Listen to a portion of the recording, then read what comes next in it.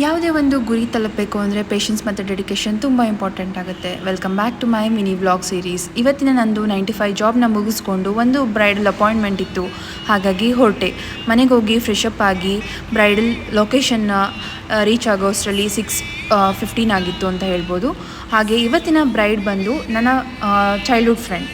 ನಮ್ಮ ಅಪ್ಪ ಅಮ್ಮ ಮತ್ತು ಅವರ ಅಪ್ಪ ಅಮ್ಮ ಫ್ರೆಂಡ್ಸ್. ಹಾಗೆ ನಾವಿಬ್ಬರು ಒಟ್ಟಿಗೆ ಒಂದೇ ಸ್ಕೂಲಲ್ಲಿ ಓದಿದ್ದು.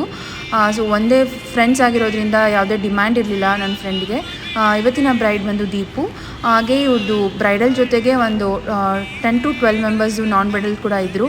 ಅದಕ್ಕೆ ನಾನು ಒಬ್ಬರನ್ನ ಟೀಮ್ ಮೆಂಬರ್ನ ಕರ್ಕೊಂಡೋಗಿ ಅವರೆಲ್ಲರೂ ಅದನ್ನು ಕವರ್ ಮಾಡಿಕೊಂಡು ನಾನು ಬ್ರೈಡಲ್ ಮಾತ್ರ ಕವರ್ ಮಾಡಿದೆ. ಅದೆಲ್ಲ ಕ್ಲಿಪ್ಪಿಂಗ್ಸ್ ತೊಗೊಳಕ್ಕಾಗಲಿಲ್ಲ.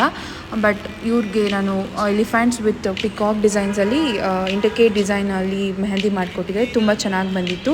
ಕಂಪ್ಲೀಟ್ ಮೆಹಂದಿ ಮುಗಿಯೋಷ್ಟರಲ್ಲಿ 11 ಗಂಟೆ ಆಗಿತ್ತು. Both front and